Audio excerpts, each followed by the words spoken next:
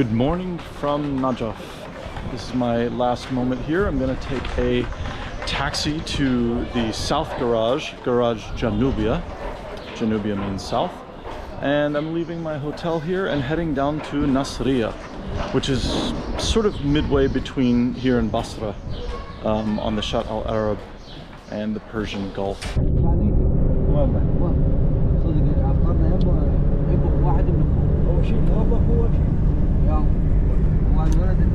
As we travel in the shared taxi from Najaf to Nasiriyyah, we've gone from settled parts of Iraq to pure desert. And you can see the change in the landscape. We're suddenly in a deeply hot rural area. And it's just interesting to notice the transition. We have arrived in Nasiriyyah. So after all that desert, we are back in a city. And what was amazing is my friend here pointed out that you could actually see the Ziggurat of Ur rising up from the desert way off in the distance as you head into the city. That was pretty impressive. Now the last police checkpoint demanded that I go straight to a hotel, which is fine with me. They wanted to know what hotel booking I had, and I said that online booking is not really a thing here, as far as I know. So I said it doesn't really work that way. I certainly didn't do that in Baghdad or Najaf. Yeah, welcome, my friend. What's your name? I'm Derek. I'm Derek. Welcome. My name is Saad. Welcome in my city, Nasiriyyah. Welcome in Iraq. Yeah, welcome. Thank you, Saad. Happy to. And look, we've got a view of the. Here you've got a view of the river. And wow, yeah, Nasiriyyah is looking pretty good. I have just arrived in Nasiriyyah, the administrative capital of Dikar Governorate in southern Iraq, and I am pleasantly happy to be here. I came here on my first journey to Iraq, principally to see the Ziggurat of Ur, which was the Sumerian city. I think it's from about 5000 BC or something. And yeah, so I checked into a hotel. The hotel is absolutely nothing to write home about, but it's all right for a night to max. It's 25,000 dinars, which that's the same price as I had in Najaf, but it's actually far less nice. The room is a bit more like a prison cell than a hotel room, but it'll work, because the goal is actually to see the ziggurat. And this is interesting. Here there is a faded sort of box photo of I'm guessing is a Sumerian figure, somebody from ancient Mesopotamia. But yeah, Nasiriyyah is looking good, and it's amazingly, it's actually not that hot because of these rainstorms we've had, so it's very reasonable here. And yeah, I'm very happy to be here for a short while. Unfortunately, I'm going to sort of power through the rest of my Iraq trip because I spent way too much time in Jordan and too much time in Baghdad. So I skipped over Karbala already. One thing I just want to mention about travel from Najaf to Nasiriyyah by road is there were two major checkpoints between the two cities. The first one was fairly mellow. We were there for maybe 10 minutes. And the police didn't ask all that many questions, and it was pretty standard. It was fine. But then the second checkpoint outside Nasiriyyah was much more of a rigmarole. They wanted to know if I had a hotel reservation, and they wanted a lot of specifics. They wanted my Iraqi mobile number. They wanted to know how much Arabic I spoke and stuff, and I handled it, and in the end they were friendly. But that took close to a half an hour, I would say, the second checkpoint, but it worked. I made it, and I'm here, and I'm happy to be here, so all's well that ends well. Wa alaikum salam. The mighty Euphrates. Well, it is iftar in Nasiriyyah, and the energy here is frantic.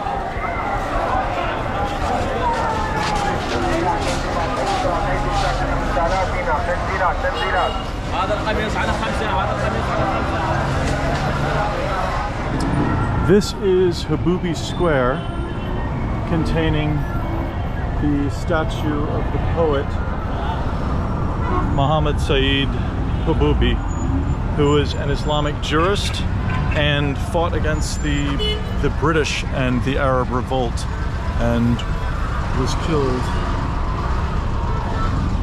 in 1915.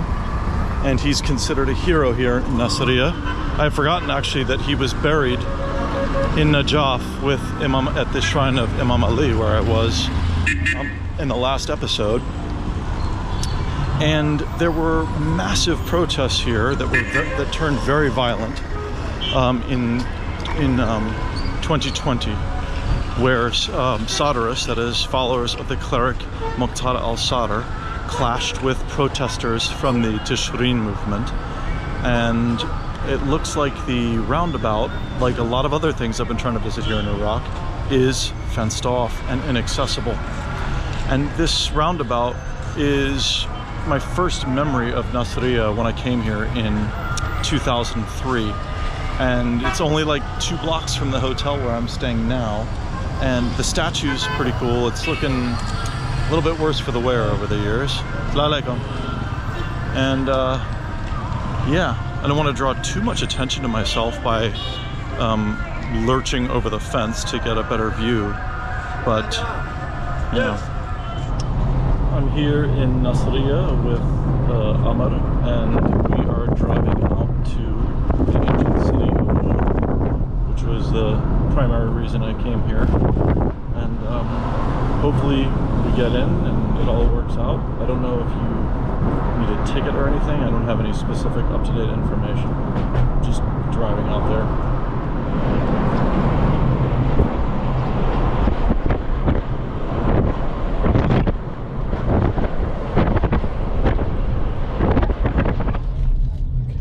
This is the modern gate to very ancient Ur. See the ziggurat off in the distance. Okay, so after getting my passport photographed, the entry is 25,000 Iraqi dinars for anyone who's planning on visiting here.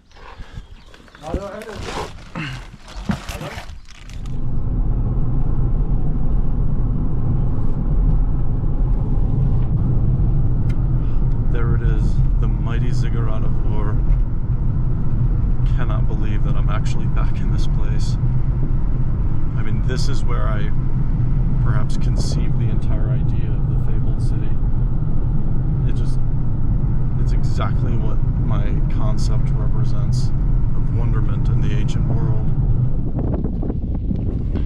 Here we have the great Sumerian Ziggurat of Ur. Now this place, although seen by travelers through the desert for centuries here in Dikhar,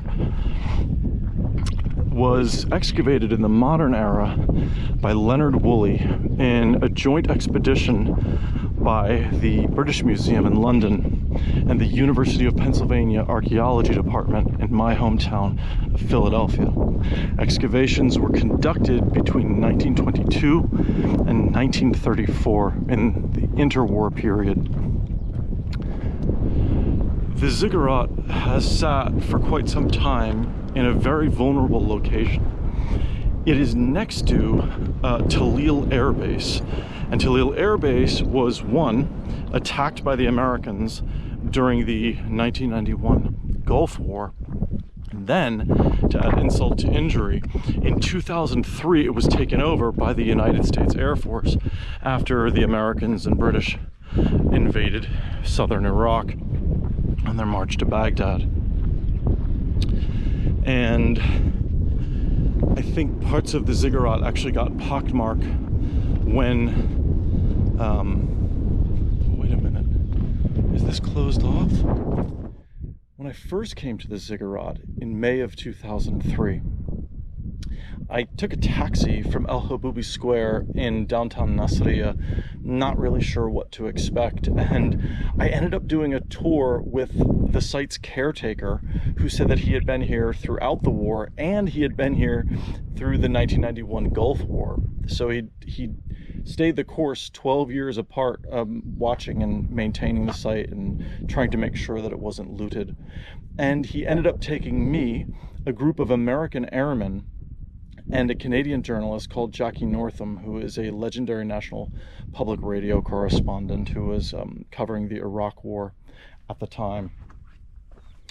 And so I actually have photos from that period of some of the airmen checking out the ziggurat here.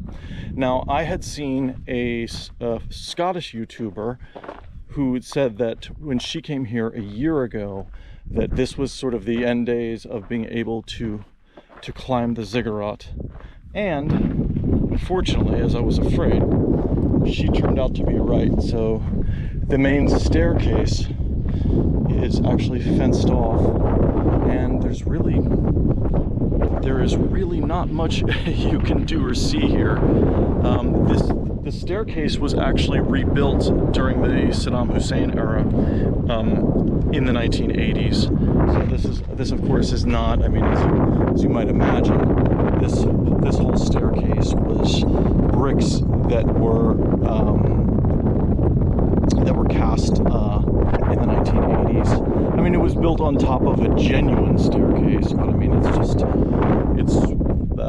it's in way too good condition to be old. Perhaps a helpful thing to know is that Ur in Arabic is actually called Tel el-Muqayr, and that basically means that it is a mound that is made out of bitumen, which is the natural tar-like substance that you can see here. It's sort of kind of asphalt-like, and it is essentially the mortar that was actually used to hold the ziggurat together as it was built up from the earth.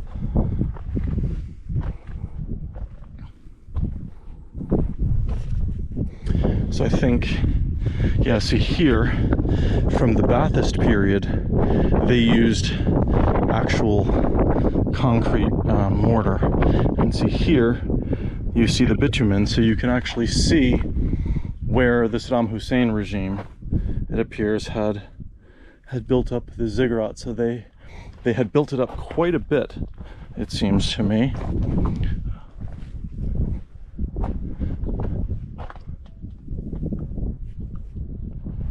So I would say that, you know, you can come here, it's accessible, and if you're an absolute ancient history nut, it's worth it. But the fact that I'd been here before when there were no restrictions, for better or worse, the experience just doesn't compare, because just in terms of exploration, the whole site was accessible. And the thing about the ziggurat is that not only can you not ascend it, and I'm okay with that, but you can't even walk around it. The entire thing is fenced off with really aggressive rusted barbed wire. So it is, it's a bit of an unfriendly situation here at the moment, I'm afraid, for the visitor. I mean, they charge you, you know, at the gate, but they don't tell you that you can barely do or see anything. But again, just to be here is kind of amazing. So, you know, I'll take what I can get, actually. Of course, there is much more than just the Ziggurat of Ur. There is also an array of palaces and temples here. And apparently it is not sure exactly what this part of the site was. Some historians believe that it was a palace known as the House of the Mountain's Head, and others believe that it was a temple complex. So it isn't quite sure. Here you can see, actually, in great detail, you can see the ancient bitumen that's actually, it's crumbling in the southern Iraqi sun, but you can see how it's holding the bricks together. This part of the site is much more authentic than the rebuilt ziggurat. This is more how I remember it, except without the fence. From here, seeing the ziggurat off in the near distance, you can't really notice the fences around it, and you can barely distinguish between the late Baathist period reconstruction and the original ancient site. And you can kind of use your imagination to think about what this ziggurat was actually like when it was a sort of living structure in the ancient world. I'm trying to imagine what it would be like when Sir Leonard Woolley and his team were here literally 100 years ago excavating this place.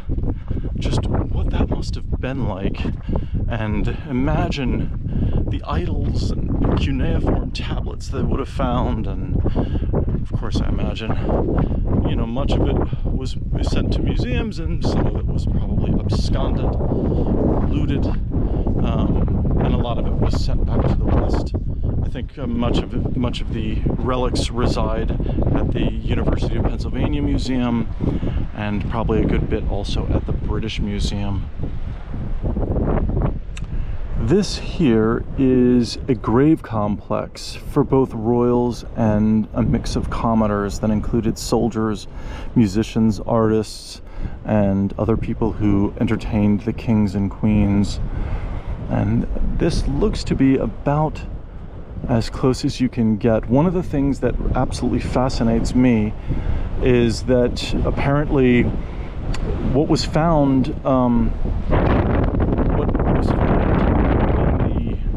the burials of some of the royals were stones from as far as Afghanistan, such as lapis lazuli, that indicate not only the hierarchical nature of the Sumerian civilization, but also the ancient trade routes and how far they go back. That even the Sumerians were trading with the people in ancient Khorasan or present-day Afghanistan.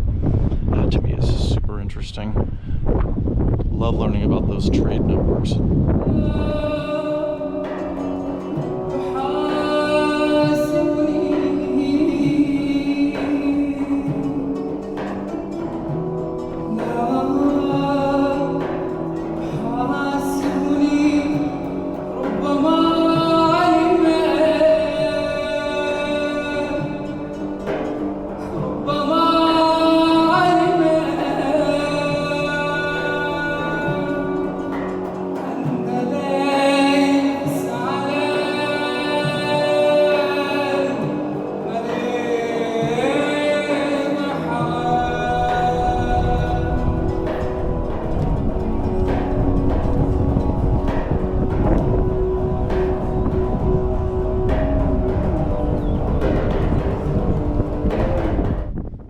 Sitting here in the dry, quiet desert, I'm trying to imagine what this place was like when it was a hive of activity of ancient Sumeria, with workmen and artisans, kings, queens, jesters.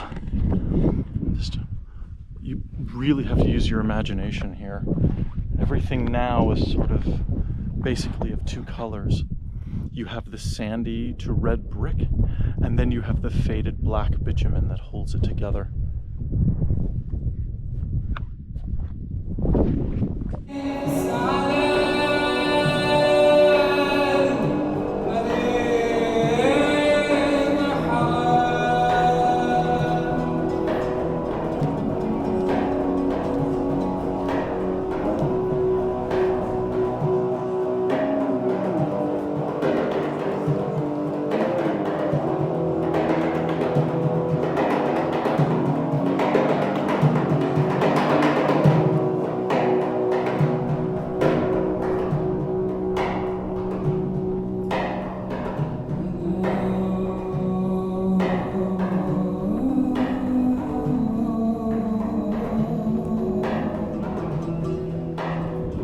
That was it, folks. That was all the access I got. And I think, you know, I was lucky to get that.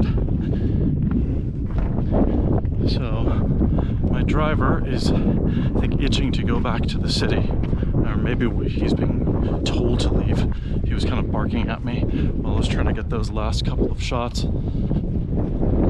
So now I see, looks like there are some other people arriving. I can't tell if they're federal police or whatnot. But it looks like it is time to head down to Basra. Upon leaving the ruins, I am now going to Basra, so I'm just being dropped off where the service taxis take people further south to Iraq's bustling oil port on the Shatt al-Arab waterway.